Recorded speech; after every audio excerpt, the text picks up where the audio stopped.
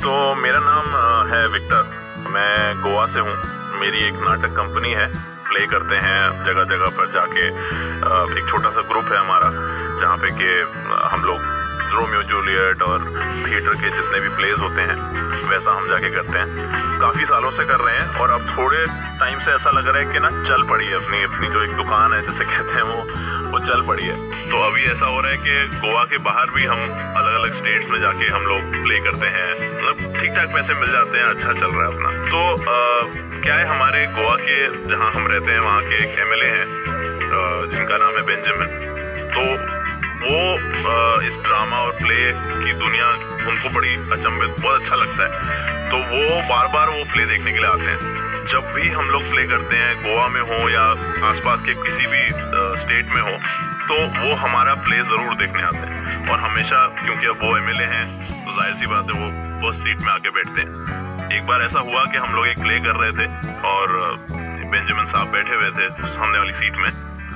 तो वहाँ पे उनके साथ में एक बहुत ही, मैं कहूँ, खूबसूरत सी एक लड़की थी जो बैठी थी। बाद में पता चला कि वो उनकी बेटी है जिनका नाम था सिल्विया। तो हमारा प्ले हुआ उस दिन, हम रोमियो जूलियट कर रहे थे और वो प्ले ऐसा था, वो इतना अच्छा हुआ था। करते वक्त भी हमें लग ही रहा था, लेकिन जब प्ले खत्म हुआ, लास्ट सीन एंड हुआ और हम सब सारे जो है वो स्टेज पे एक तरीके से जैसे लाइन बनाते हैं प्ले के बाद वैसे लाइन बनाए, तो ऑडियंस ने खड़े होके एक स्टैंडिंग ओवेशन दिया हमें। और वो स्टैंडिंग ओवेशन 3 मिनट तक चला और हमें ये यकीन नहीं हो रहा था। हमें ऐसा लग रहा था कि ये रिकॉर्डेड तो नहीं है, इतनी देर तक कैसे तालियां बज सकती हैं हमारे लिए। तो उसके बाद ये हुआ कि वो जैसे ही खत्म हुआ और हम सब जो है वो बैक स्टेज गए, अपना तैयार व्यार हुए, अपने नॉर्मल कपड़ों में आए, तो हम एमएलए साहब से मिलने गए, बेंजामिन साहब से। और जाहिर सी बात है उनकी बेटी भी थी साथ में।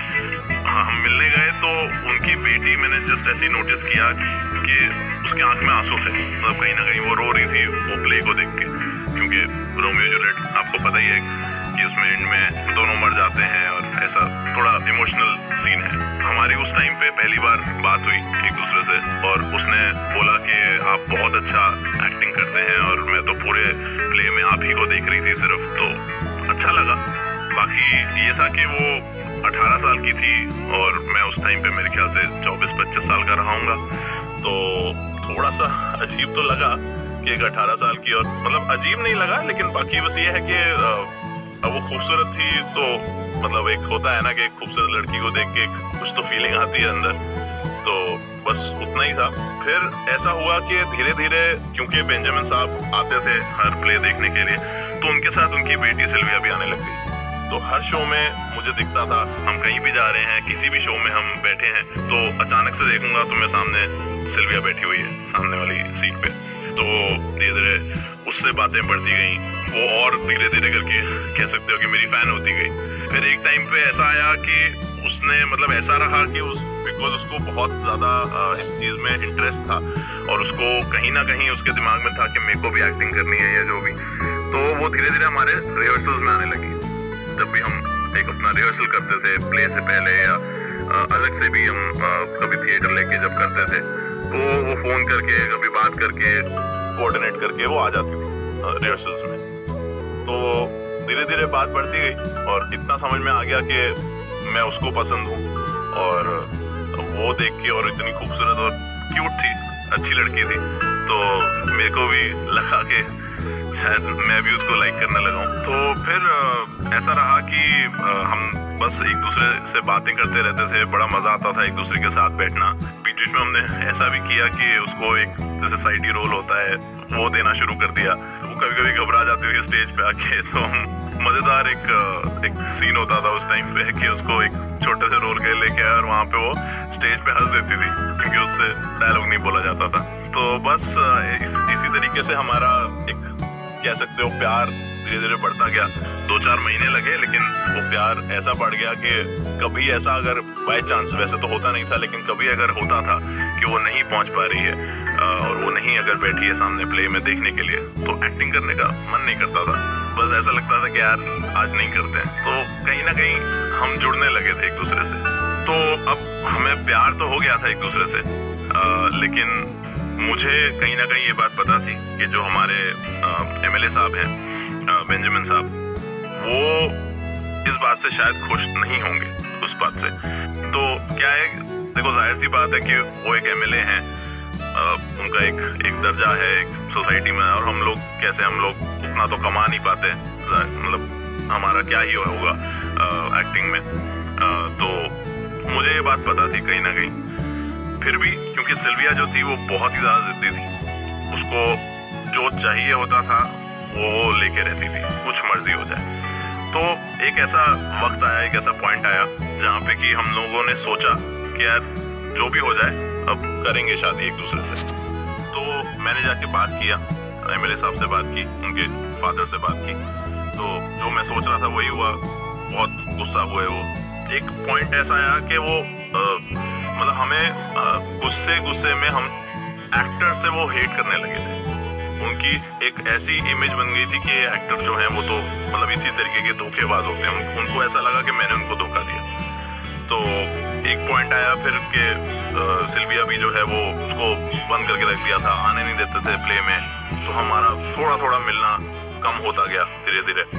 फिर एक पॉइंट आया, जैसे मैंने आपको बताया कि सिल्विया बहुत जिद्दी थी, तो उसने कहा कि चलो हम भाग के शादी करते हैं। तो मैं उसको ले गया ऊटी, गोवा से हम लोग ऊटी चले गए, और ऊटी में जाके हमने एक दूसरे से शादी कर ली और बहुत मस्ती की वहाँ पे। मतलब एक समझ लो जहाँ पे शादी की उधर ही अपना हनीमून भी बन गया।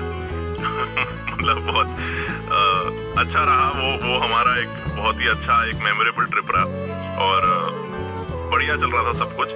वहाँ मस्ती करके आए, वापस आए तो वो मेरे साथ रहने लग गई। ये बात एमएलए साहब को पता लग गई थी, हमने उनको बताया कि हम लोगों ने शादी कर ली है। लेकिन जाहिर सी बात है वो खुश नहीं थे उस बात से। शुरू में तो वो आते नहीं थे प्ले होते थे मेरे साथ में, सिल्विया होती थी, वो बैठती थी, देखती थी, सब कुछ होता था। फिर उसके बाद ऐसा होने लगा कि सिल्विया को प्रॉब्लम होने लगी जब, क्योंकि मैं अब ऐसा रोल्स करता था रोमियो जूलियट में, उनको जलन होने लगी कि मैं किसी दूसरी एक्ट्रेस के साथ जो एक सीन करता था, कोई रोमांटिक सीन कर रहा हूँ या किसी एक्ट्रेस के पास जा रहा हूँ, तो उसको बड़ी जलन सी होती थी। इश्क वाली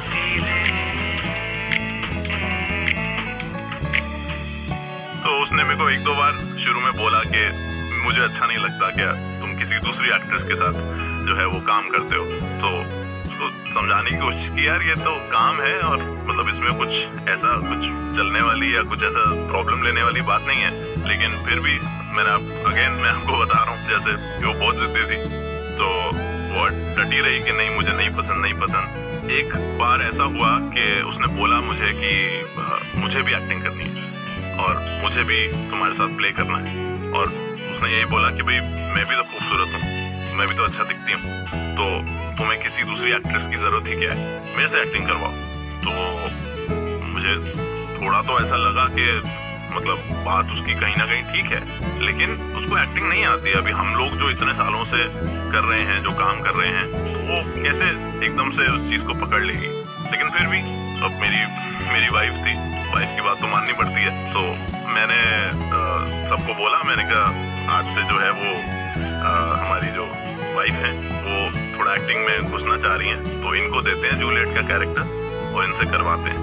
तो अभी मैं आपको सच ये बताता हूँ, उसे एक्टिंग बिल्कुल नहीं आती थी और वो इतना ओवर एक्टिंग करती थी कि हम सब परेशान हो जाते थे उसको सिखाते और उसको ये बोलते हुए कि भाई मत कर इतना, थोड़ा कम कर। लेकिन जिद्दी थी तो वो अपनी तरीके से करती थी, मानती नहीं थी बिल्कुल बात। अब ऐसा होने लगा धीरे धीरे कि हम लोग एक अच्छी एक्टिंग जिस तरीके से हम लोग कर रहे थे पहले भी वैसे ही करते थे, और ये अलग ही ओवर एक्टिंग करती थी। और शुरू में तो बहुत डरती थी। जब स्टेज पे इसको पहली बार लेके आए तो डायलॉग भूल गई और उस चक्कर में प्ले बहुत ही खराब हुआ। तो इस तरीके से धीरे धीरे हमारे जो ऑडियंस है वो धीरे धीरे कम होने लगी, और एक टाइम ऐसा आया जब हमारे पैसे बिल्कुल नहीं बन रहे थे।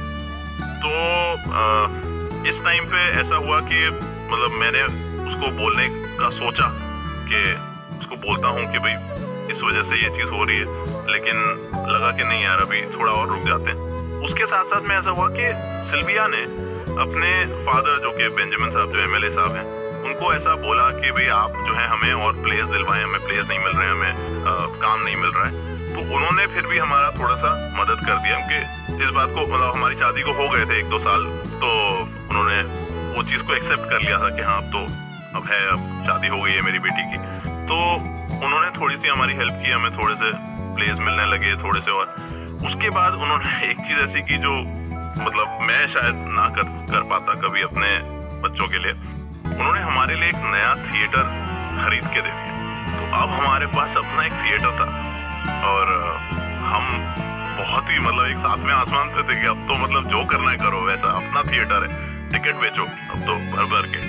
लेकिन वही था कि सिल्विया जिस तरीके से एक्टिंग करती थी, जिस तरीके से ओवर एक्टिंग करती थी, उस वजह से उतना टिकट नहीं बिक रही थी, उतने लोग नहीं आ रहे थे देखने के लिए। और इस वजह से मेरी और सिल्विया के बीच में बहुत लड़ाई होती थी और इस हद तक लड़ाई होती थी कि मुझे ऐसा लगने लगा कि शायद कहीं ना कहीं शायद गलती कर दी या जल्दबाजी में हमने एक वो डिसीजन ले लिया, ऐसा थोड़ा सा एक लगने लगा। तो अब एक ऐसा टाइम आया, बड़ा अजीब सा था।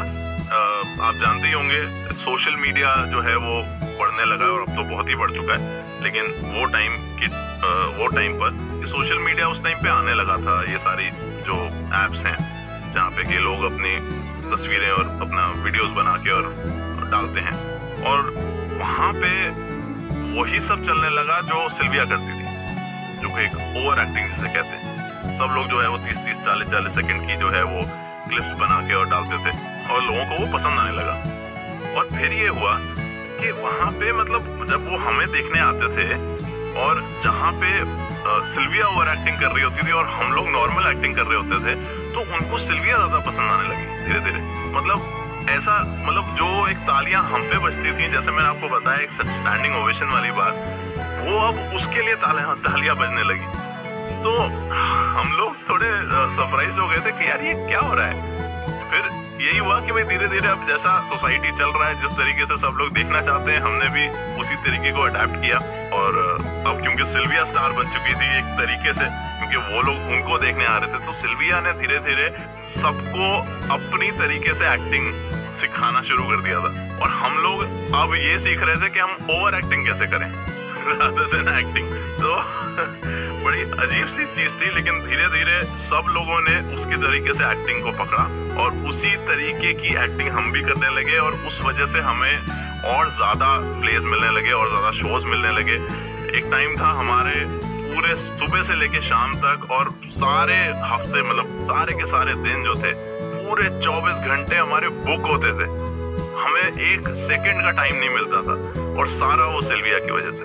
तो ये भी था एक टाइम पे कि हम पहले जो हमारा ग्रुप होता था, उसके जो 4-6 लोग होते थे जो हम करते थे, उसमें से कुछ लोग जो है वो टिकट कलेक्टर बन गए थे। वो सिर्फ टिकट बूथ पे बैठते थे और वो उन्होंने एक्टिंग बंद कर दी थी, क्योंकि नए लोग अब आने लगे थे जो वो ओवर एक्टिंग या जो भी कह सकते हो, अब उसको हम एक्टिंग ही बोलेंगे। तो वो चीज चलने लगी। अब ये है कि हाँ, वो जब सीन हो गया था, जब ये बदलाव आ गया था, उसके बाद हम लोगों का जो झगड़ा मैंने आपको बताया वो भी ठीक होने लगा। हम खुशी खुशी रहने लगे। इसके बाद जो बेंजामिन साहब थे, उन्होंने भी हमें एक्सेप्ट कर लिया था और वो भी खुश थे कि हम अच्छा कर रहे हैं और सब कुछ। तो कह सकते हैं कि मतलब अंत भला तो सब भला, बस यही है। और बाकी आप डिसाइड कर लीजिए कि स्टोरी जो है वो फनी थी, सीरियस थी, इमोशनल थी या क्या थी। Thank you.